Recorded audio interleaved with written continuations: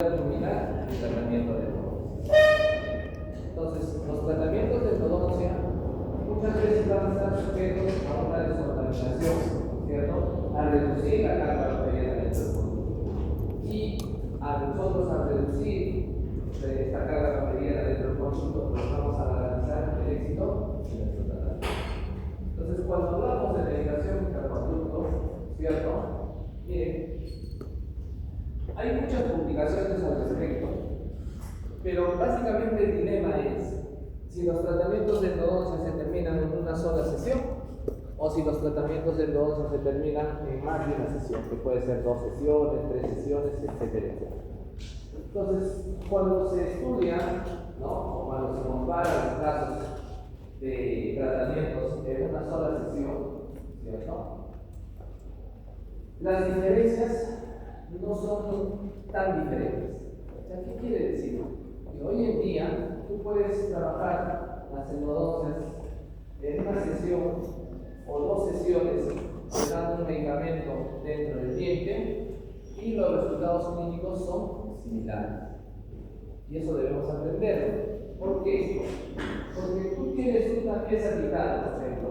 Vamos a hablar de un incisivo central. Entonces tú comienzas a trabajar tu tratamiento de endodoncia y tú podrías terminarlo. En esa sesión tú podrías culminar tu tratamiento y no necesariamente dejar algún medicamento que muchas veces nuestra escuela acá está un poco equivocada con nuestro país. Pero si tú trabajas un diente, por ejemplo, que tiene una contaminación bacteriana, una invasión, hay un proceso infeccioso, en esos casos sí podrías o sí sería necesario terminar la endodoncia en 2 sesiones, ¿no? Para lo cual tendrías que trabajar la primera cita con mucha irrigación, instrumentar el conducto y en una segunda sesión terminar el tratamiento. Pero entre sesión y sesión dejar un medicamento, ¿no? Entonces la evidencia hoy en día, pues cuando comparan qué es mejor una sola sesión, 2 sesiones o de repente más sesiones, no hay una diferencia clínica con respecto a ambas, ¿no? Que una sea mejor que la otra. Entonces, si tú quieres y tienes la capacidad de terminar en una sola cita, eso es lo ideal. Porque después de la primera sesión, siempre la contaminación del conducto radicular se va a dar. ¿Estamos? Entonces, nuestra cabeza tiene que estar. Si hoy día no termino mi endodoncia, ese conducto, por más que yo le deje un buen sellado coronario, va a haber mi complicación. ¿Estamos? Entonces, ¿qué nos convendría? Terminar en una sola sesión, de preferencia, casi todos los diagnósticos. Solamente los diagnósticos agudos, o sea, el paciente viene con mucho dolor, ahí sí de repente podemos manejarlo en 2 sesiones, con una medicación intermedia. Sí. Entonces, no es que trabajarlo en 2 sesiones y hacerlo con medicación, así sea mejor ¿no? Compañeros de pregunta, ¿no? O sea, hacer 2 sesiones no es mejor que hacer una sola sesión, ¿no? Ya, eso está demostrado ya hasta el día de hoy. Ha habido durante muchos años esa discusión, ¿no? Los que quieren todo en una sola sesión y los que desean hacer 2 sesiones, ¿no? Hechos estudios clínicos, estudios microbiológicos, etcétera, etcétera. Y al final la conclusión es esa, ¿no? El hacer en 2 sesiones, por ejemplo, no es mejor que el hacer en una sola sesión. Entonces, ¿cuál es la recomendación de la Asociación Dental Americana y la Asociación de Endodoncistas? Si tú no tienes un diagnóstico agudo, por ejemplo, estamos hablando de una fructitis irreversible sintomática, en la cual tu paciente viene con mucho dolor, ¿cierto? Tú podrías terminar en una sola sesión. Pero si tu paciente viene con mucho dolor, de preferencia siempre manejarlo en más de una sesión, para que ese problema agudo que tenga tu paciente puedas controlarlo y que puedas terminar la endodoncia de la mejor manera. ¿Estamos? Entonces no es válido hoy en día decirle, no, las endodoncias, mientras más sesiones es mejor. Al contrario, mientras más sesiones hay mayor susceptibilidad a la contaminación bacteriana.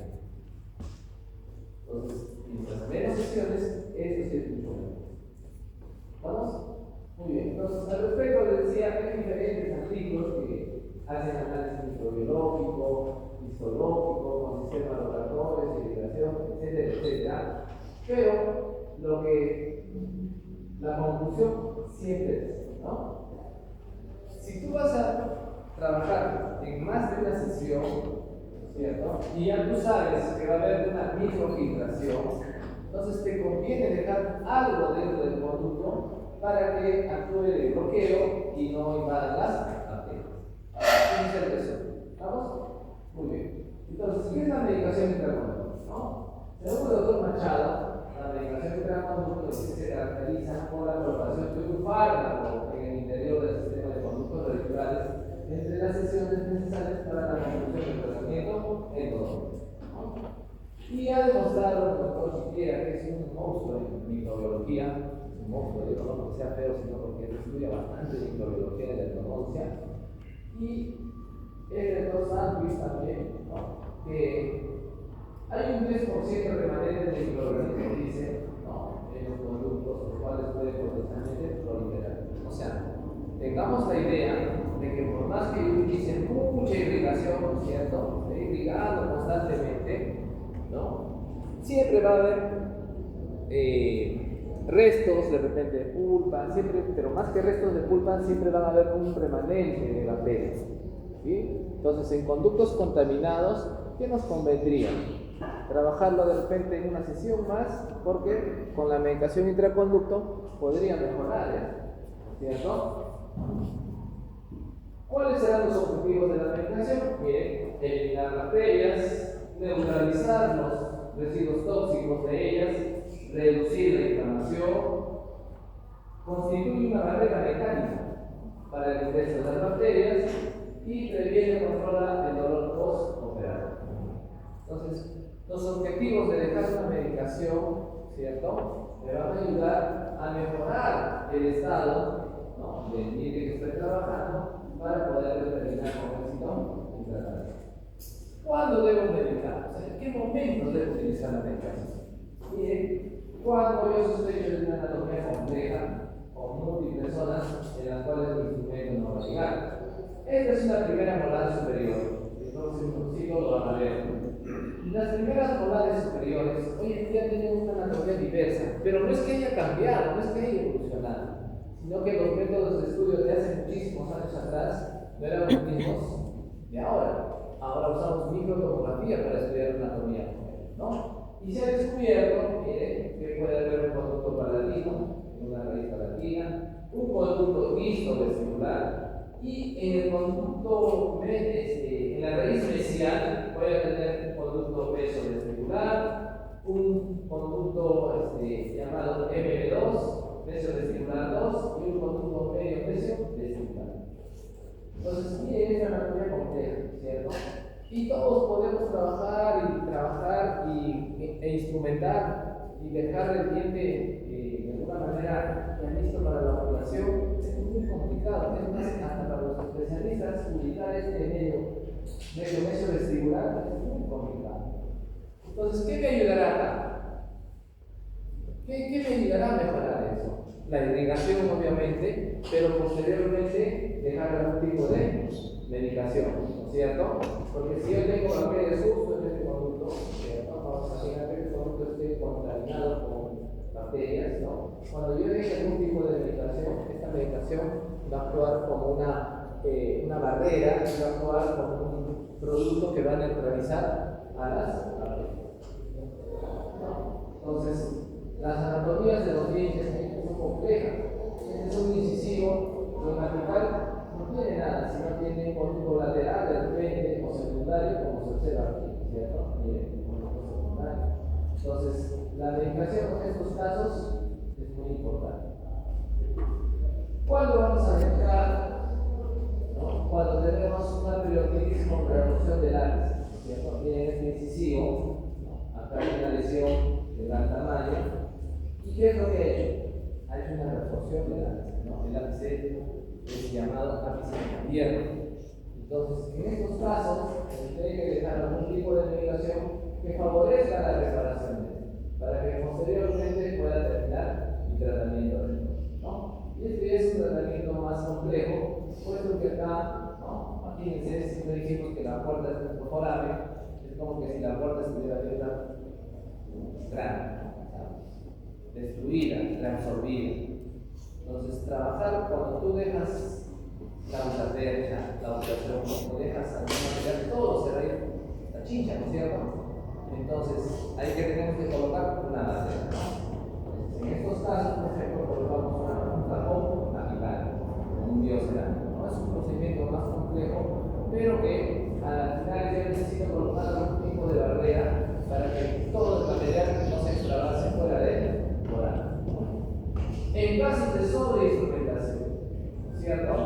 Y la sobreinstrumentación va a ser frecuente para ustedes, porque cuando vayan trabajando sus entonces, ya sea de forma manual, y les ha pasado cuando han estado haciendo sus clientes, ¿cierto? Colocaron el cono, en algunos casos el cono se sobrepasa, ¿cierto? No adapta. ¿Y por qué es esto? Porque a nivel apical, cuando tú estuviste haciendo la instrumentación, no controlaste bien o el toque se movió en la longitud de trabajo y sobreinstrumentamos la región apical.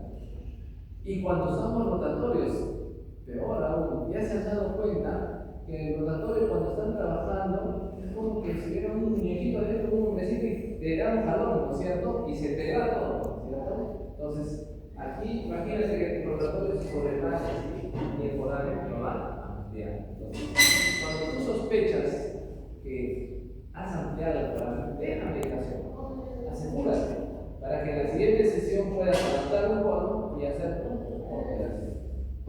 ¿Qué tenemos como medicamento supraproducto?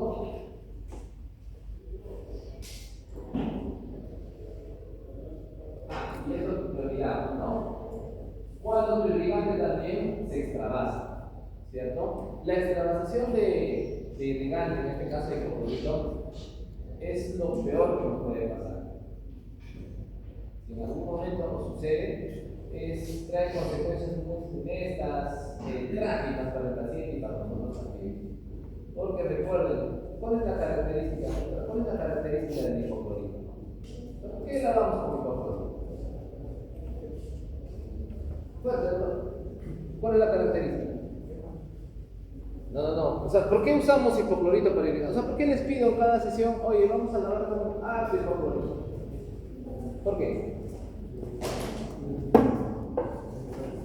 Ya, es desinfectante. Pero ¿cuál es su característica? ¿Recuerdan? El hipoclorito disuelve tejido orgánico. No se olviden. La característica principal del hipoclorito es que disuelve tejido orgánico. Vale decir, cuando tú lavas con hipoclorito, ¿no? Toda la pulpa que pueda estar dentro del producto la elimina, ¿no? La elimina. Si acá tenemos bacterias, igualito, eliminan. Entonces, el hipoclorito con las bacterias, pues, es como un ácido, ¿no? Que tú la bañas a las bacterias y las desintegras. Entonces, ¿te imaginas ese hipoclorito si va más allá de los tejidos vegetales? O sea, tú sobreinstrumentaste de repente sin darte cuenta y vas lavando sin tener el cuidado necesario y el hipoclorito se extravasa. En ese momento tu paciente va a dar un miedo vencido, porque a pesar de que esté anestesiado, ¿no? El dolor es tan intenso que, bueno, algunos pacientes cuando yo les he preguntado, ¿no? ¿Qué sentían? Dicen que es como que te echaran un ácido ahí, justo en la encía, en el hueso, ¿no es cierto? Y está muy interno. Entonces, la extravasación de hipoclorito, si bien es cierto, podemos controlarlo en la medida de que hagamos mucha irrigación con suelo fisiológico, dejemos algún tipo de medicamento, es uno de los accidentes, felizmente no es común, pero es uno de los accidentes más funestos para el paciente. Al paciente se le comienza a hinchar la cara, pero así. Y es en ese momento, ¿no? Que muchos, cuando no actuamos, ya sea cuando sucede esto, actuamos mucho después, el paciente tiene que tener una terapia antibiótica, analgésica, en inyectarles y hasta en miel.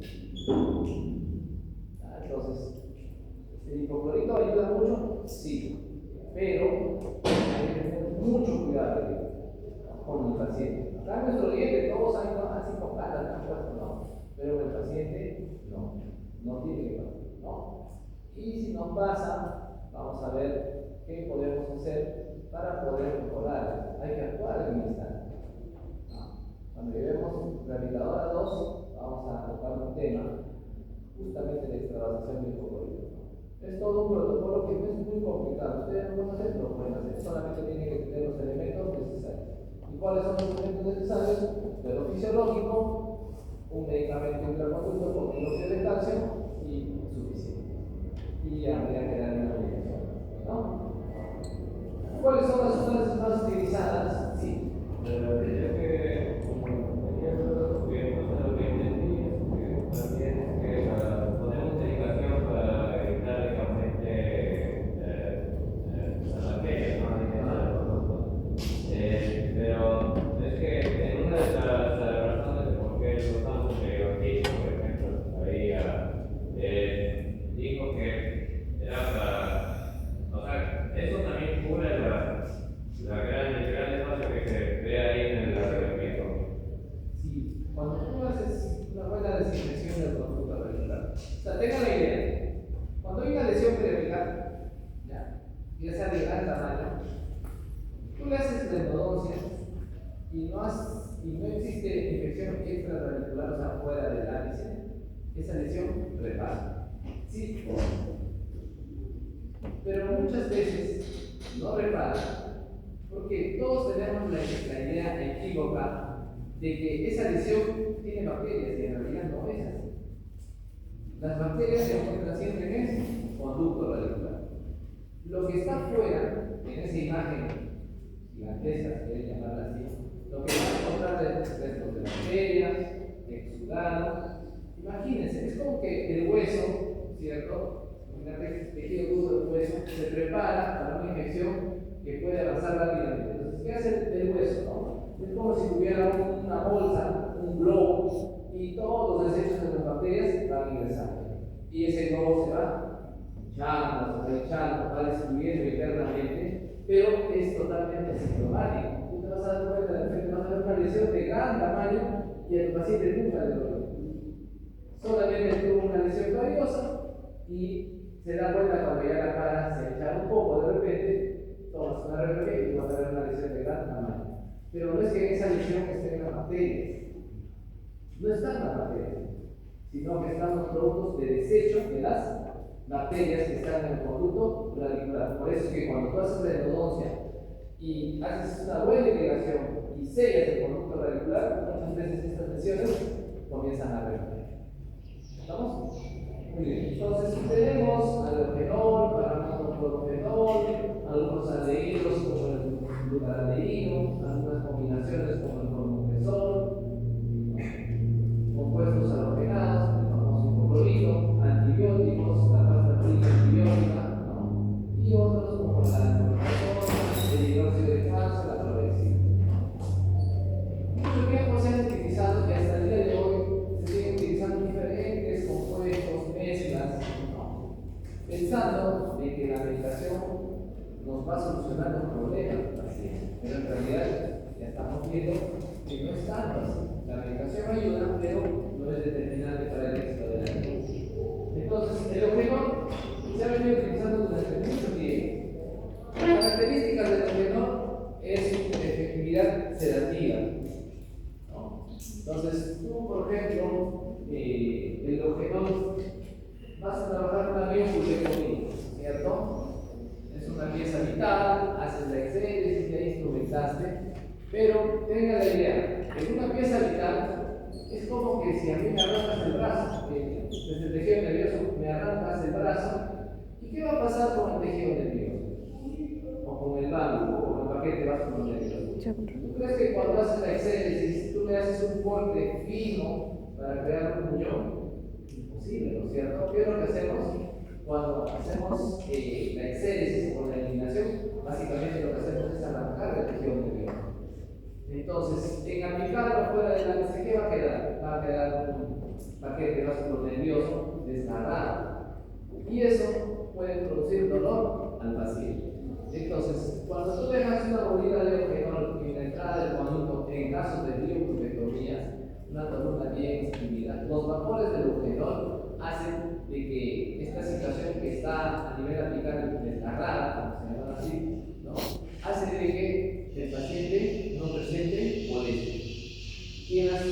utilización podrías terminar. Pero ojo, este no se deja dentro del conducto, solamente en la entrada del conducto, porque los vapores son los que van a actuar. Al respecto, hablar de un estudio científico, en realidad no hay un estudio clínico. Pero cuando, como en toda ciencia, siempre vamos a tener la evidencia científica, ¿cierto? Con la cual nos guiamos, pero vamos a tener una evidencia clínica también que a veces no se puede demostrar, ¿no? Y el eugenol cae en esta categoría. No hay un estudio científico que te diga si en realidad sucede, pero cuando se estudia el eugenol como tal, los vapores de esto pueden difundirse de manera hasta la región, o de una manera rápida hasta la región capital. ¿Estamos? Entonces, el eugenol se ha utilizado durante muchos años y yo pienso que se va a seguir utilizando porque tiene estas características. Tiene una actividad antiséptica leve, ¿cierto? Posee una acción citotóxica y retarda la reparación antiviral porque inhibe ciertos macrófagos. Ese es el aspecto negativo. Retardar la reparación antiviral. Por eso es que hoy en día no usamos cementos para sellar el conducto a base de eugenol. ¿Como unificación puede ser? Sí. Pero como cemento sellador, para terminar nuestra endodoncia en obturación, hoy en día ya no utilizamos. De preferencia utilizamos cementos que sean resinosos o los famosos biocerámicos. El cornogresol, ¿no es cierto? Es por lo general tóxico a la pulpa y a otros órganos cuando se usa en glucotomía simultáneamente. ¿Sí? Pero se van a dar cuenta que en odontopediatría van a utilizar cornogresol todavía, ¿cierto? ¿Y por qué será, no? El cornogresol tiene características cancerígenas, eso está demostrado. ¿Sí? Entonces la pregunta siempre va, ¿por qué utilizamos en odontopediatría y por qué no se puede utilizar en piezas permanentes? Sí. No, el eugenol. ¿Qué es el eugenol? ¿Conocen el eugenol? No. ¿Qué es? Es un líquido. Ya, es un líquido. ¿Y de dónde viene el eugenol? Ya, el lista que no sabe esto está aquí. ¿De dónde creen que sale el eugenol? ¿Alguna vez han comparado el clavo y el oro? Sí, ¿cierto? Entonces, el eugenol deriva del clavo de oro. Es un aceite de clavo de oro. Por eso es que tiene ese olor característico. El eugenol es un líquido, ¿cierto? Cuando tú lo mezclas con un polvo, ¿qué obtienes? Obtienes un cemento. Esos cementos a base de eugenol son los que se utilizaban antes para sellar el conducto de la luz. Hoy en día ya no se utilizan, ¿por qué? Porque trae algunas consecuencias como inhibir a los macrófagos que se van a encargar de la reparación, ¿no? ¿Por qué usamos el eugenol también? Porque, por ejemplo, cuando tú vas a hacer una resina, el eugenol es un elemento oleoso, aceitoso, grasoso y va a dificultar tu adhesión. Por eso tampoco usamos no se debe. ¿Sí? ¿Estamos? Muy bien.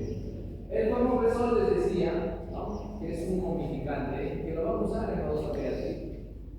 En odontopediatría se utilizan, ¿por qué? Porque normalmente trabajamos con dientes deciduos, ¿cierto? Y el diente deciduo, por lo general, se va a exfoliar a cierta edad. A diferencia de los dientes permanentes, este sí no se va a exfoliar, ¿no es cierto? El diente permanente va a estar ahí hasta que Dios lo llame, ¿cierto? Entonces, esa es la razón por la que hoy en día lo deberías seguir utilizando el cornogresol.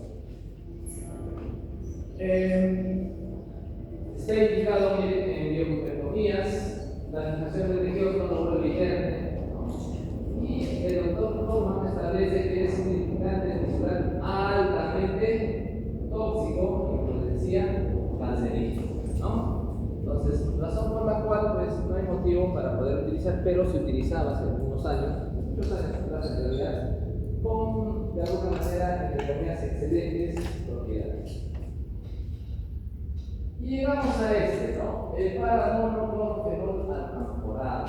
Y esto lo vamos a escuchar hasta el cansancio. ¿Qué sucede? Miren, tiene un notable efecto antibacteriano. es volátil, su acción es a distancia, y cuando es aplicado en bolitas de algodón, y muchos de sus maestros le van a decir, pon una bolita de paramono en la entrada hasta la siguiente sesión. ¿Qué dice? Cuando es colocado en bolita de algodón en la cámara pulpar, rápidamente se pierde al entrar en contacto con los fluidos de los tejidos. Y su efecto desaparece en un 90% a las 24 horas. Entonces, no es un medicamento que me pueda ayudar. Y cuando tu profesor te diga, deja una bolita de paramono en la entrada, ¿qué vas a decir? Doctor, yo he leído, y acá está la referencia, que su efecto desaparece a las 24 horas. Y segundo, el paramono clorofenol actúa por contacto directo. Quiere decir, si este es el conducto molecular, yo soy paramono y ustedes son las bacterias, por contacto directo pues voy a eliminar. Pero ojo, que el paramono cuando tú dejas dentro del conducto, por ejemplo, o mejor dicho, cuando dejas en bolita de algodón, se decía hace muchísimos años atrás que los vapores del paramono eliminan las bacterias. Hoy en día se ha demostrado que eso es totalmente falso. No actúa de esa forma, ¿sí? Y que rápidamente pierde su efecto a las 24 horas. Entonces, el paramono es bueno, sí, siempre y cuando entre en contacto directo con las bacterias. Si no entra en contacto directo, no tiene sentido dejarlo. Sí. ¿Cómo sería esto? Porque sí o sí tendría que entrar dentro de ciencia. Claro, exacto. Tendría que entrar dentro de ciencia. Pero si tú dejas dentro del cliente, por contacto directo va a eliminar. Pero no solamente a las bacterias, sino que el paramono puede extravasarse fuera del foramen y es ahí donde vas a tener problemas. Dolor asegurado para el paciente por más de 15, 20 días. Le vas a dar analgésico y le va a doler. Le vas a dar antiinflamatorio y le va a doler. Va a llegar un momento que tu paciente doctor saque el ministro. Entonces, ¿el paramono será bueno? Para algunos, sí. Para algunas mezclas, tal vez. Pero como tal, hoy en día no es bueno. ¿Estamos? No se olviden. Cuando usted aquí le esté dejando el paramono, te va a ver. No se olviden. El paramono no, o sea, no es un medicamento hoy en día. ¿Estamos? No es un medicamento, en resumen. Luego tenemos a otra aplicación famosa, la famosa pasta antibiótica triple o triple antibiótica del doctor Chi, ¿no? Esta pasta la vamos a utilizar bastante también en odontopediatría, ¿sí? En odontopediatría funciona muy bien. Piezas permanentes también funcionarían, pero al tener estos antibióticos, ¿no? Hay un antibiótico que va a pigmentar al diente. Entonces, tú lo puedes dejar un diente permanente, pero el diente al final va a terminar pigmentado, ¿no? Entonces, no es una buena opción para odontopediatría tal vez, ¿cierto? Y lo que hacemos es preparar esta pasta antibiótica, llevarla en una jeringa de mercurina e inmediatamente lo llevamos al conducto radicular, ¿cierto? Entonces, la doctora Quintana, ¿conoce la doctora Quintana? Sí, ¿no es cierto? La odontopediatría. Ella hizo un video muy interesante acerca de cómo preparar la pasta antibiótica. Está colgado en YouTube, pueden revisar, ¿no? Sí. No sé, iba a comentar que con oncología también se funciona. ¿Ya? Ah, ahí va con oncología. Pregunta de la oncología, ¿cierto? Ya. Entonces, la pasta antibiótica, ¿no es cierto? Ciertamente, al tener componentes antibióticos y vehículos que hacen que se difunda a nivel apical, su efecto es notable, muy bueno. El único inconveniente es que pigmenta los dientes, ¿sí? Y la razón por la cual generalmente usamos en odontopediatría. Entonces, miren, en este estudio tratamos de ver, ¿no?, cuál era el antibiótico que pigmentaba el diente. Entonces, en A tenemos la pasta ya de antibiótica, B, ciprofloxacino, C, metronidazol y D, minoxidil. Entonces, dejaron eso el primer día, el día 3, a las 2 semanas. La pasta de antibiótica pigmenta el diente, sí o sí, como es. La ciprofloxacino no, o sea, no mantiene. El metronidazol también.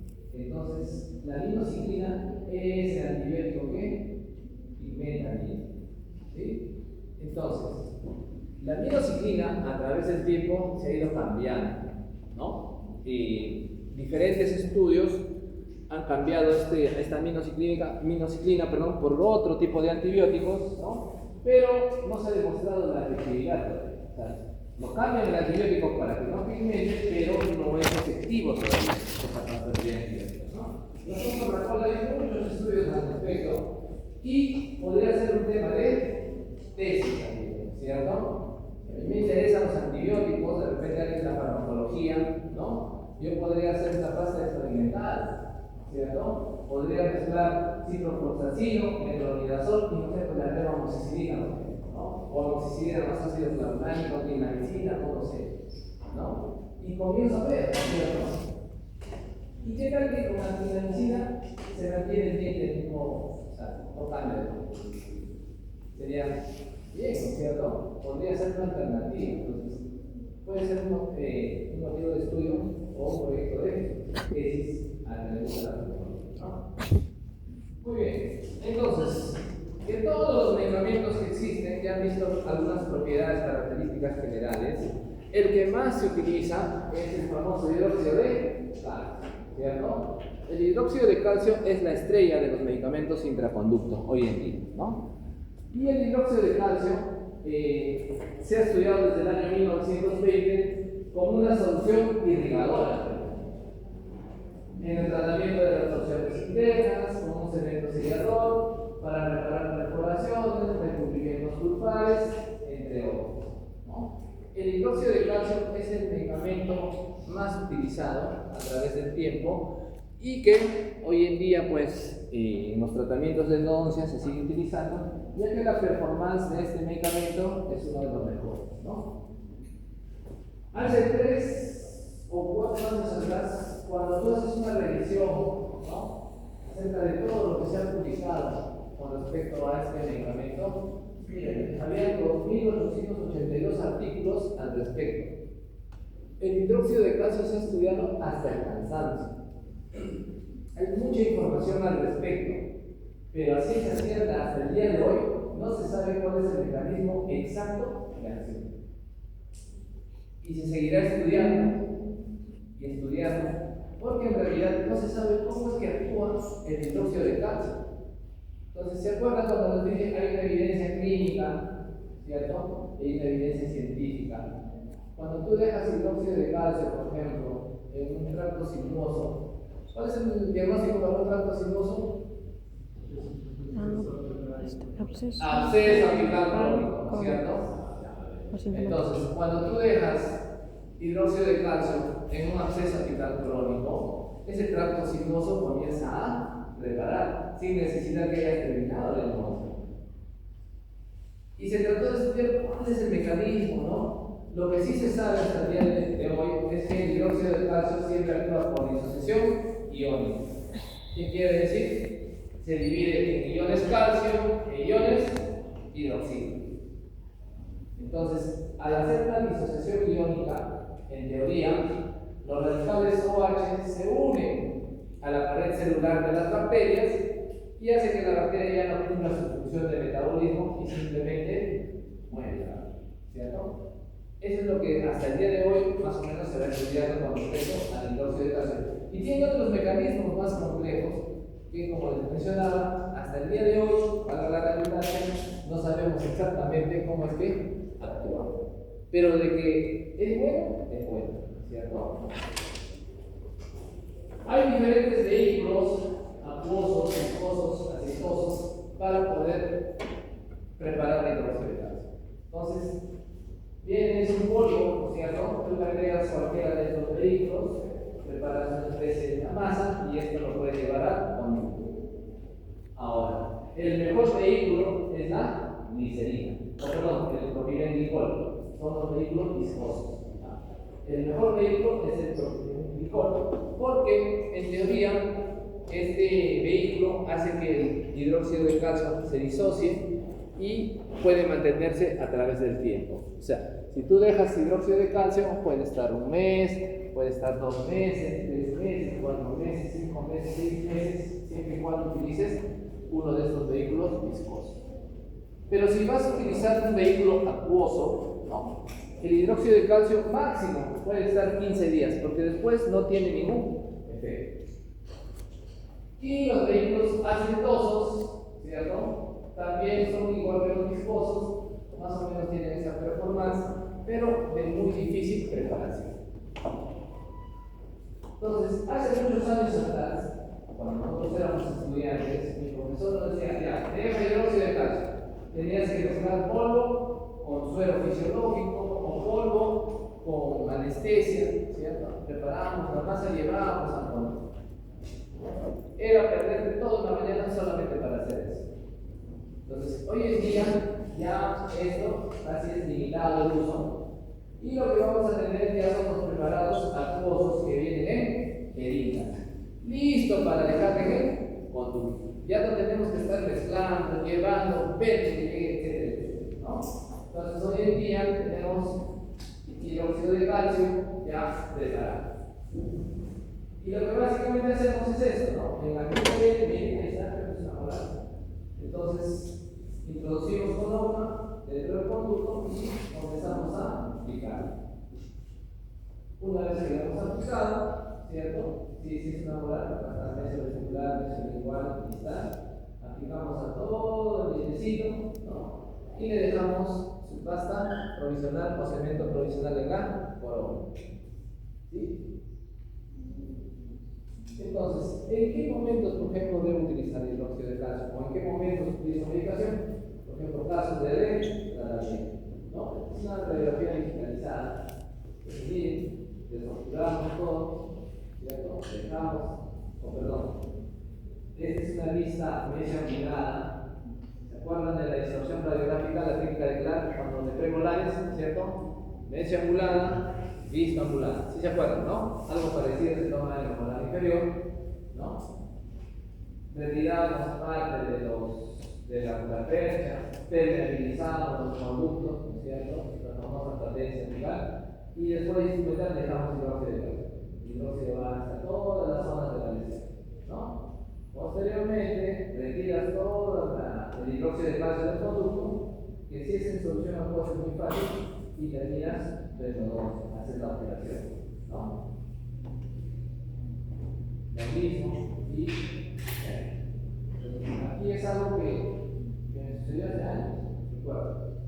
Miren, estaba trabajando, exceso de número de usos de limas, en otras palabras, por tamaño, se me fracturó la lima rotatoria. La lima rotatoria dentro del conducto, pues bien, retirarlo es súper complicado. No es imposible, no es imposible. Bueno, dije, lo dejé ese conducto distal, estaba trabajando, ya será para la siguiente sesión. Voy a trabajar en el mesial. ¿Qué sucede en el mesial? Se me fractura el otro sistema. Ya, el mesial ya quería morir. Soy mal entonces. Bueno. Había que retirar los segmentos, ¿no? Este de acá se retiró, como decía, el de distal se comenzó a fracturar y solo quedó el de peligro. Entonces, para mejorar esto, es necesario utilizar medicamentos. Ahí no podría terminar el negocio, porque mi paciente va a tener dolor. Entonces, le dejo el hidróxido de calcio, ¿no? Tiene que quedar este pedacito ahí pegado, es un tratamiento. ¿No? Aquí está con hidróxido de calcio, y después que mi paciente estuvo asintomático, o sea que ya no le dolía nada, más o menos pasó 15, 20 días, ahí recién terminamos el negocio. Y acá está el pedacito. Gracias a Dios, mi paciente está vivo todavía, ¿no? Entonces, pero no es lo ideal. O sea, a ustedes no les debe pasar fractura de instrumentos. Cada vez que vayan a clínica, de preferencia instrumentos nuevos. ¿Sí? Ese instrumento Blue Shaper, máximo, así, 2 molares utilizan. Y después, así lo vean entero, separen. Si tienen otra molar, trabajen con uno. Hasta ahorita, felizmente, que yo sepa, en clínica a nadie se le ha fracturado, porque todos siguen las indicaciones. ¿Estamos? En mis alumnos de posgrado, eso sí fracturan cada rato, porque son duros, ¿no? Quieren una más y más se les fractura. Pero arriba, en microscopio, es mucho más sencillo poder retirar los instrumentos, ¿sí? Pero a ustedes se les va a complicar. Entonces, cuando trabajen rotatorios, si van a trabajar piezas anteriores, ya, 2 piezas, ya máximo 3, ¿no? Con mucho cuidado. Si van a trabajar molares, 2 molares, ¿no es cierto? Si hay una molar más, otro blister nuevo, de preferencia, porque la fractura de instrumentos sí va a ser, ¿no? Y para terminar, ¿cierto? Miren, igual el paciente, ¿no? Molar tiene una lesión periódica, hay imagen radiolúcida, ¿no?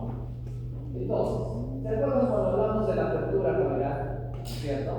Y dijimos, la apertura cameral se puede realizar de 2 formas. Con el aislamiento absoluto opuesto, ¿ya? ¿Cierto? O sin aislamiento. Si yo domino bien la anatomía, veo la inclinación de la pieza, puedo aislar y comienzo a hacer mi apertura. Pero si no domino la anatomía todavía y veo que mi diente puede estar inclinado, como es este caso, ¿no es cierto? Entonces mejor hago la apertura sin aislamiento. ¿Cualquiera de las 2 opciones son válidas? Sí. Al día de hoy, cualquiera de las 2 opciones son válidas. ¿Estamos? Entonces, ¿qué pasó acá?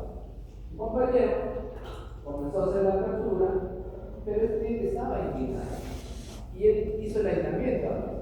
Entonces comenzó y mire, ya se estaba desviando. Al final, el doctor no encuentra el conducto. No está el conducto, debe estar calcificado. No es la respuesta fácil, en realidad no es. ¿No? Entonces, retiramos todo, encontramos los conductos, tomamos nuestra conductometría, instrumentamos el conducto, ojo, y a partir de aquí le dejamos hidróxido de calcio. Entonces, el requisito fundamental del examen para dejar la medicación intraconducto será que éste esté completamente instrumentado. Si el conducto no está instrumentado, no está conformado, si quiere, le dejes lo que le dejes, hidróxido de calcio, pasta antibiótica, paramono, no funciona. El requisito fundamental para que funcione la medicación intraconducto será que esté completamente instrumentado. Doctor, me dice la Excel, si te dejo medicación, no va a funcionar. En vano vas a gastar tu medicamento o tu hidróxido de calcio porque simplemente no funciona. ¿Cuándo funciona el medicamento intraconducto? Cuando esté completamente instrumentado. Y ojo, que si vamos a usar hidróxido de calcio, para que el hidróxido de calcio actúe, elimine bacterias, actúe como barrera, todo lo que ustedes quieran, el hidróxido de calcio mínimo tiene que estar 1 semana. No se olviden, mínimo 1 semana y conducto completamente instrumentado. Doctor, hasta la rima apical sin instrumento, ¿puedo dejar el medicamento? Tampoco funciona. El requisito es que el conducto radicular esté completamente instrumentado y que el medicamento tiene que llegar a la región apical. Entonces, cuando tú haces un preparado de polvo de hidróxido de calcio con suero, por ejemplo, y lo llevas al conducto, muchas veces no puedes verificar que este haya llegado a la región apical. Más los hidróxidos de calcio que tenemos hoy día en solución acuosa, los que vienen en jeringa, todos tienen una sustancia radiopaca que hace que cuando tú tomes una radiografía puedas observar. Ahora, ojo, ¿qué observamos acá? Extravasación de hidróxido de calcio, ¿no es cierto? ¿Y por qué ha sucedido eso? Recuerden, toda lesión periapical, ¿cierto? Miren, toda lesión periapical produce reabsorción en menor o mayor grado. Cuando tú veas una imagen radiolúcida a nivel apical, que te venga a la mente que esa raíz debe estar reabsorbida. ¿Vamos? Entonces, al estar o al tener reabsorción, cuando colocamos el hidróxido de calcio se fue a chincha, ¿no es cierto? El hidróxido de calcio hasta el día de hoy, los reportes de algún tipo de sensibilidad o algún tipo de necrosis del hueso, etcétera, etcétera, pues son muy limitados. En realidad, por lo general, casi nunca sucede. Pero no debería pasar eso, pero bueno, la raíz estaba absorbida. Entonces, pero miren, toda esta discusión se va concentrando. Esto es a la semana de haber terminado. Entonces, si haces un control, te vas a dar cuenta que más o menos en 20 días ya esto está casi reabsorbido. siempre y cuando sea en solución acuosa. Pero si yo hice mi mezcla con propilenglicol, por ejemplo, y lo llevé, no esperen que esto se reabsorba rápidamente. ¿Sí? Vale, nada, va a tomar. Para terminar, cuando veamos polares, próximo semestre, ¿cierto? Hidróxido de calcio, miren, ¿cómo es que el hidróxido de calcio llega a todas las zonas? Porque está en solución acuosa, ¿cierto? En la siguiente sesión, esto ya está instrumentado, obviamente. En la siguiente sesión se retira, como está en solución acuosa, el hecho de la irrigación solamente con irrigar se retira el hidróxido de calcio. Muy fácil. Se retira y acá terminamos de los. Esto es ya la oxidación. ¿Se acuerdan toda esta imagen difusa que estábamos viendo? ¿Cierto? El hidróxido de calcio se reabsorbe. Otra vez, se reabsorbe siempre y cuando esté en solución acuosa. Si está en un vehículo aceitoso, un vehículo oleoso, muy difícil va a pasar años de repente para que pueda.